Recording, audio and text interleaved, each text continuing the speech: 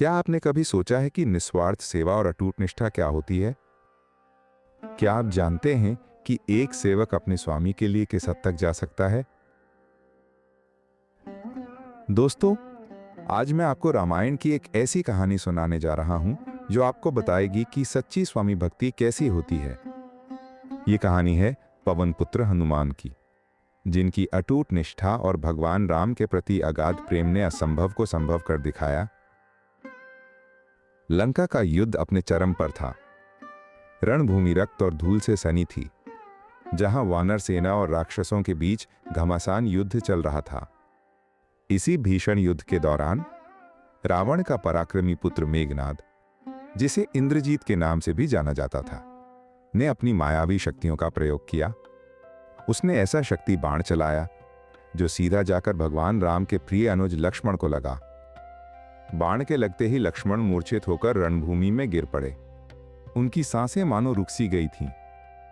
अपने प्राणों से प्यारे भाई को इस अवस्था में देखकर भगवान राम का हृदय विदीर्ण हो गया। उनकी आंखों से अश्रुधारा बह निकली और उन्होंने विलाप करते हुए कहा, हे लक्ष्मण, तुम्हारे बिना मेरा जीवन व्यर्थ है। मैं अयोध्या में क्या मुंह दिखाऊंगा? राम के इस दुख भरे विलाप को सुनकर पूरी वानर सेना में हाहाकार मच गया। ऐसा लगा मानो उनकी सारी शक्ति और साहस चुक गया हो। तभी वानर राज सुग्रीव के परम मित्र और महान ज्ञानी जांबवान ने स्थिति को संभाला। उन्होंने बताया कि लंका में ही वैद्य सुषेण नाम के एक कुशल चिकित्सक हैं, जो लक्ष्मण के प्राण बचा सकते हैं। वैद्य सुषेण ने आकर बताया कि लक्ष्मण को बचाने का एकमात्र उपाय हिमालय के द्रोणागिरी पर्वत पर पाई जाने वाली संजीवनी बूटी है, परंतु शर्त यह थी कि सूर्योदय से पहले वो बूटी लानी होगी, अन्यथा लक्ष्मण को बचाना असंभव होगा। जैसे ही वैद्य सुषेण ने ये शब्द कहे, पवन पुत्र हनुमान एक पल भी नहीं रुके। उनकी आंखों में अपने स्वामी के प्रति अटूट निष्ठा और भ्राता लक्ष्मण के जीवन की रक्षा का दृढ़ संकल्प था। उन्होंने तुरंत अपनी विशाल देह धारण की और बिजली की गति से आकाश मार्ग में उड़ चले। उनका एकमात्र लक्ष्य था संजीवनी।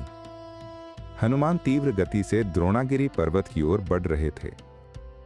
जब वे अयोध्या के ऊपर से गुजरे तो भरत ने उन्हें एक विशालकाय जीव समझकर अपने बाण से मार गिराया।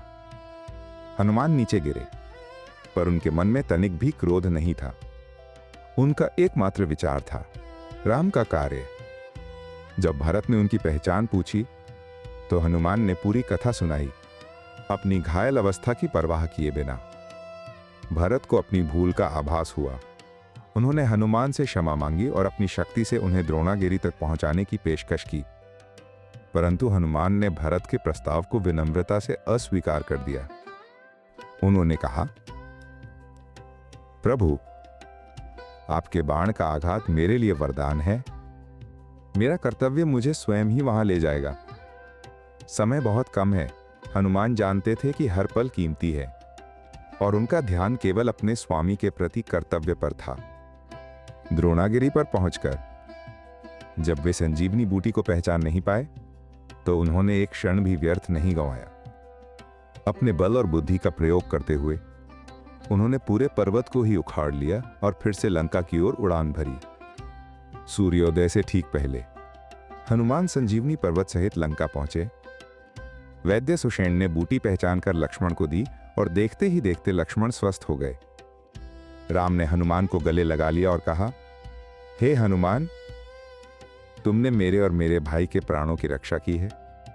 मैं तुम्हारा यह ऋण कभी नहीं चुका पाऊंगा। हनुमान की आंखों में अश्रु थे, पर उनके होठों पर संतोष की एक शांत मुस्कान थी। उनके लिए अपने स्वामी की प्रसन्नता ही सबसे बड़ा पुरस्कार था।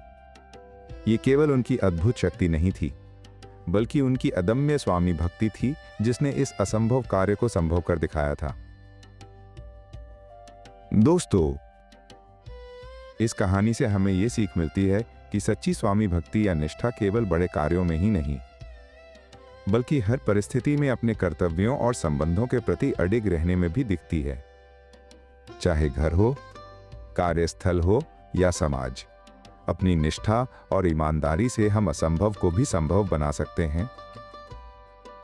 अगर आपको ये कहानी अच्छी लगी तो लाइक करें, शेयर करें, कमेंट में बताएं कि आपको सबसे ज्यादा क्या अच्छा लगा। अगली कहानी का इंतजार करें। जय श्री राम।